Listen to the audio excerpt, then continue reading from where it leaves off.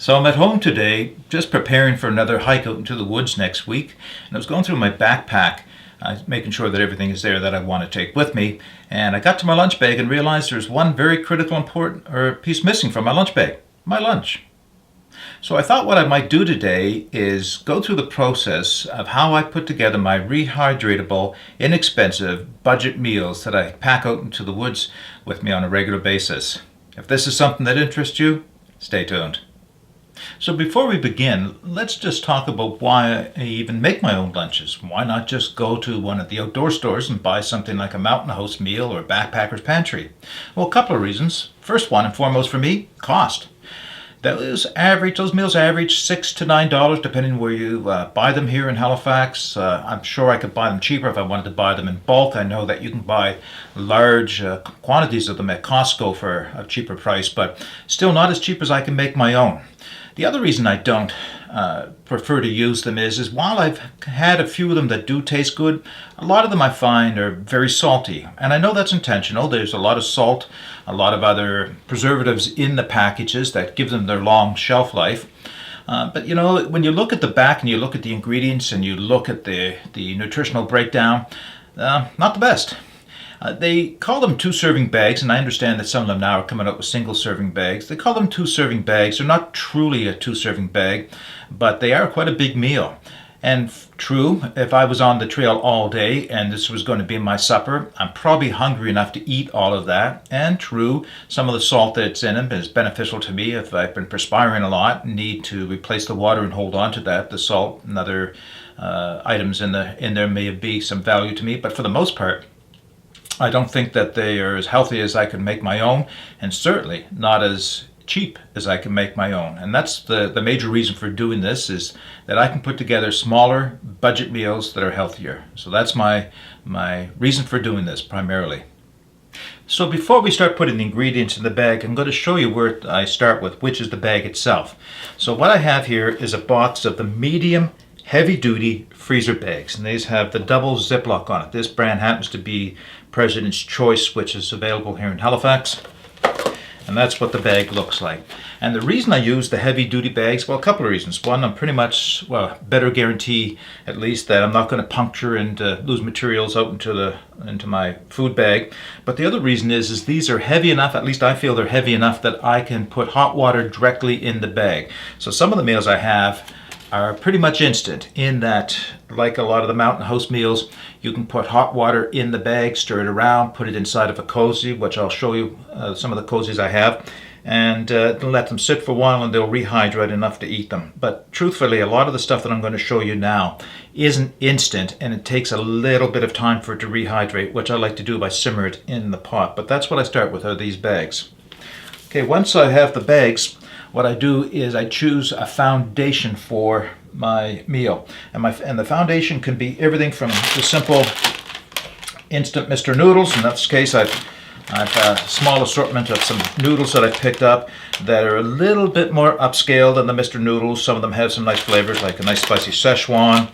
And this is a kimchi, which is another Japanese brand or Korean brand, I'm not quite sure, of noodle, and a few others. You can even get noodles with no spices or no soup mixes attached to them. So if you want to go with your own soup base, then you've got some noodles. Not extremely healthy, but extremely quick, and they can taste pretty good. So they form probably the most traditional foundation for cook in the bag or pretty much instant meals for trail people. Some other choices include things like the North Sidekicks, just a couple of different flavors. Now these are supposed to make 4 servings, I believe it is. I can usually break them down into half or a third, and it'll make a foundation for a meal. So what I'm showing you basically are the carbohydrate bases that I'll use for making my meals. And what I like about these is they can be picked up on sale, or you can pick them, they're not that expensive to start with. They're certainly a lot less expensive than buying the pre-prepared Mountain House type meals. Let's not forget an old staple, and you can't beat it really, instant mashed potatoes. This one happens to be the Idahoan brand, 4 cheese flavor. This is great. I love these things. Obviously, I break it down into a small package or into, take an amount out of it to put in the bag, and I'll show you what I do with that in a minute.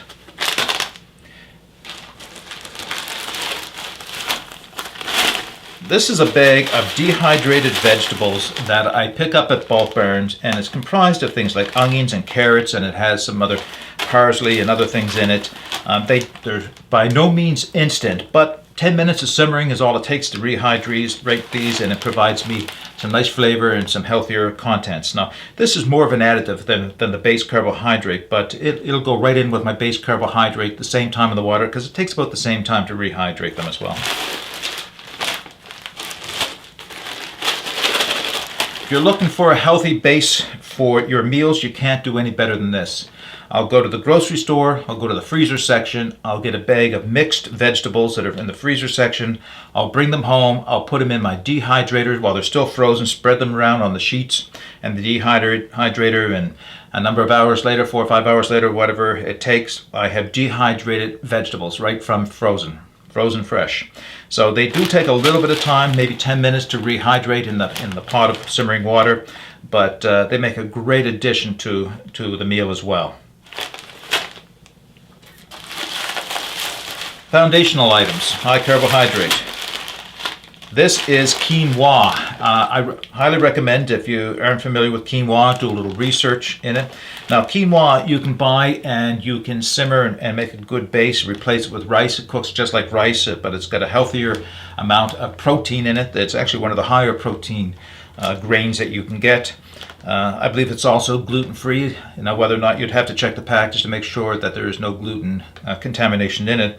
But what I do with mine is I find it's a little long to rehydrate or to cook from scratch when I'm out in the field, is I pre-cook it. So I'll cook a pot of quinoa, I'll let it cool, I'll spread it out on the screens for my dehydrator and dehydrate it down, and then it just takes a few minutes to rehydrate it in the water afterwards. So quinoa is a great base for any meal. Along the same lines, long grain brown rice. And I'll do the same thing. I'll pre-cook the brown rice, and I know this is adding a little time to an effort to the process. And if you don't count the electricity or the initial cost of the dehydrator, those things get cheaper over time. Ultimately, it's still going to be cheaper to do this. So I'll take the brown rice. It's 10 minutes to cook. I'll let it cool. I'll spread it out on the dehydrator sheets and dehydrate it. And again, it just takes a few minutes to rehydrate when you put it in the hot water by a fire. Another example of a base, in this case, these are brown lentils, and lentils can take a bit of time if you're cooking them from scratch. So again, I cook them, I dehydrate them, and they just take a few minutes, maybe 5 to 10 minutes to cook, to rehydrate from there. One of the simplest things and one of the easiest things to use, and this is whole wheat couscous. And I like the whole wheat because it's just a little bit healthier, of course. This stuff is almost instantaneous in terms of rehydration. So if you're looking to prepare a meal, now you do have to determine how long it takes each of the items you have in your bag to rehydrate. So you may not put them all in the pot of hot water together, but this is something I may reserve to the end, or I may prepare it in a meal that everything is going to rehydrate rather quickly. But couscous provides a good foundational carbohydrate for my meals. All right, that's the foundation carbohydrates. Let's move on to the next one. Oh, before we go on, one ingredient or one material that I had forgotten to show you is buckwheat. So this is roasted buckwheat, and this is what they call buckwheat groats. The difference being, of course, is the roasted buckwheat is pre-cooked to a certain degree, and that you can do that yourself from the groats. Just roasting them a little bit in a fry pan is easy enough. A little bit cheaper to buy the groats. They have a slight green color, or you can cook them either one in hot water. The roasted buckwheat will cook up much quicker, and the groats will take a little longer. There is a stronger flavor on the roasted buckwheat than there is on the groats, but both of them are very high in nutrition. Now, the reason I forgot is because I actually haven't used these in the field yet. You'd think this is something I would have known about, but it's not until I recently saw a video by Lars from Survival Russia when he just talks almost incessantly about the importance of carrying buckwheat. And he's a firm believer in these as a survival food or just even as a regular trail food. So I'm going to try those out in some of my meals I've prepared today, but I thought I'd show you those before I show you what I call my protein additives. All right, so how do you add protein to one of those meals? One of the easiest ways is jerky, beef jerky. So this one happens to be a pork jerky by Crave, and it's still sealed up, but I will take out a portion of that, break it into smaller pieces, and I'll add that to one of the meals. They rehydrate quite quickly. Not as much as, I mean, it doesn't turn out like fresh meat again, but it's still very easy to eat, and you've added a nice flavored meat source to your meal.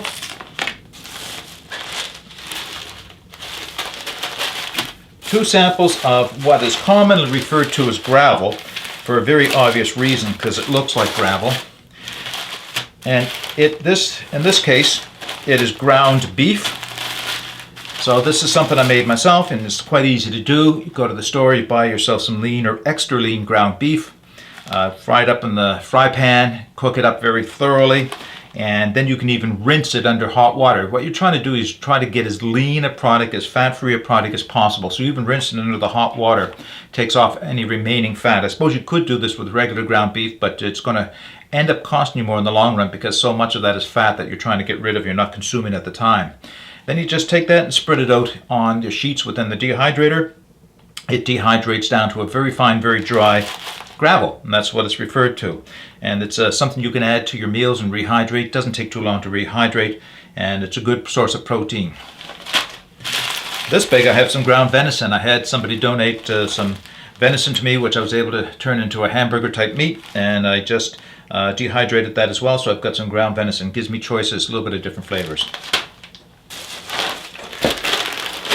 Homemade beef jerky, in this case venison.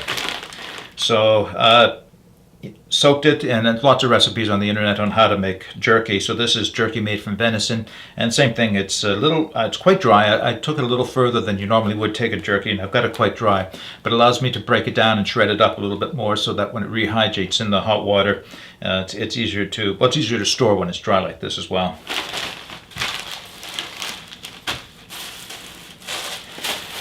Not everyone's favorite, but it is a source of protein. This is a soya-based material. It's called a textured protein, texturized protein, I guess is what it's called, and it's made from soy. It will resemble and taste something like hamburger. I won't lie and say it tastes just like hamburger, because it doesn't, but it does provide a protein source. If you're a vegan or vegetarian and you don't want to use meat, then this is another source of material. Something I don't have here on the table is tuna. I have been able to find small packages of tuna. They are like the little aluminum flexible packages. They're not very common in Canada, neither is the spams. Actually, I've never found the spam anywhere in Canada yet. You can get the small packages of individual serving size. But one more item that I didn't have here, and I'm just going to grab and show you in just 1 second. All right, that one more item. Chicken from Costco. Canned chicken. No, I don't take the can of chicken with me. What I do, though, is I buy this at Costco. It's relatively cheap. You get 3 packages. I forget what the cost is, but you get a good-sized can of cooked chicken. Drain it, pat it dry, pull it apart, spread it out on the dehydrator, and it dries up really quite nicely. So this is dried, dehydrated chicken that I can add to my meals. Doesn't rehydrate completely as soft as fresh chicken, but it's pretty close. It actually makes a pretty good addition to the meals. So those are my protein additives. Okay, so quickly, just a couple more items that I want to show you. Bouillon, you can get them as cubes, you can get them as packages, you can even get them as liquid. So I have OXO bouillon here, both beef and chicken, and I'll show you how I use those momentarily when I put together a meal. But they add to the flavor. They do add some salt and some fat to the soup content, but they do add a lot of flavor as well. Gravy mixes. So I've got a brown gravy and a mushroom gravy, powdered gravy mixes, so they will go in one of my meals, and I'll show you how I use that momentarily. Something I haven't yet to use, I think I'm going to put something together today, though. This is an Oriental, in this case, green onion soup mix. It's called a miso soup mix, so there is a whole soup powder in here. And this will be a new experiment for me to see how I can prepare a meal out of this. And lastly, sun-dried tomatoes. Now, it's not something I use on a regular basis, and this is a sample of some of the other things you can get. But if you buy sun-dried tomatoes, they're usually still a little soft, a little leathery, and they rehydrate quite well. But I'm not sure they would keep so well in my meal, so I take them and dehydrate them just that much further. They do take a bit of time to rehydrate, but the flavor that they provide, a nice soup or a nice meal, is quite intense. So I'd recommend trying those if you haven't tried those before. Okay, let's put together a meal. Okay, so the meal we're going to prepare today is shepherd's pie.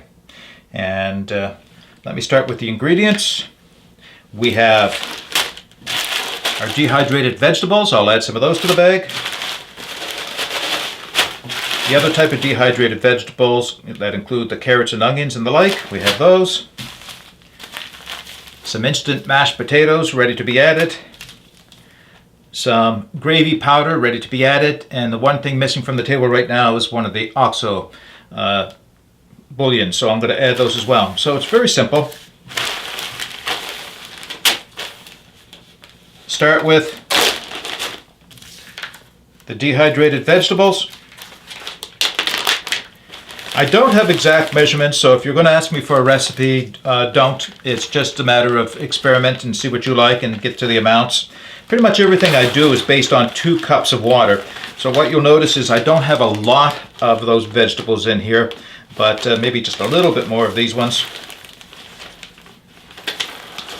because they are going to approximately double in size. Now these may even go a little bit more, not triple in size, but they'll certainly double in size in the least. So that's what you want to keep in mind. 2 cups of water, and these things will double in size.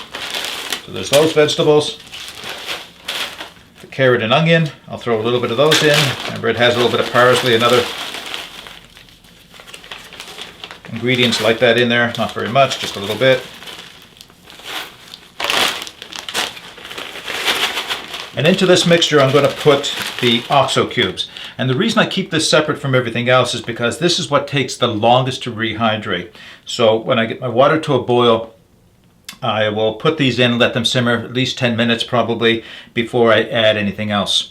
So to that I will add my beef gravy, and I'll put that in a small separate bag because I'm going to be adding that just towards the end, but not quite at the end. And then my potatoes. And the potatoes are pretty much instant, so they don't go in until everything else is cooked and ready to go.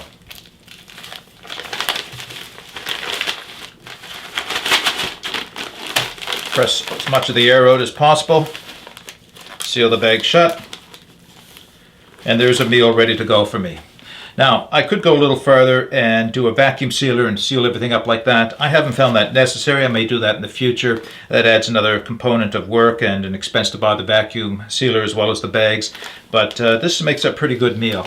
You do have to do a bit of your own personal experimenting to see what it is that you like. But this is just one sample of a nice, easy meal that most people will agree with. Oh, one very important ingredient missing. I didn't add my ground roast beef. Hold on. Right, so the missing ingredients. I think for this one I'm going to use ground venison.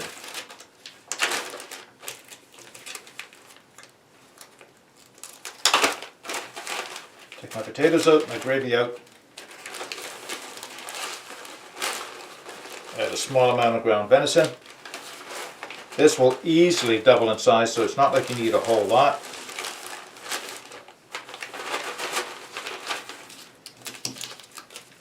My OXO bouillon, beef bouillon. I'm going to add 2 little envelopes of that. It says it's 3/4 cup for each envelope, so they go in directly. The materials will be in there for the whole time that it's simmering.